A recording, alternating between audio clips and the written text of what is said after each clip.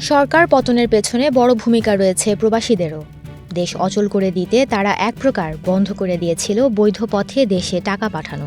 ৫ August সরকার পতনের পর থেকে হুহু করে বাড়ছে রেমিটেন্স প্রবাহ।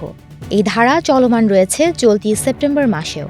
সেপ্টেম্বরের প্রথম ৭ দিনেই এসেছে ৫৮,৪৫,০০,০০০ রেমিটেন্স, যা বাংলাদেশি মুদ্রায় ৭,০১৪ কোটি টাকা। প্রবাসীরা তাদের পাঠানো রেমিটেন্সের ওপর ২.৫% প্রণোদনা পেয়ে আসছিল।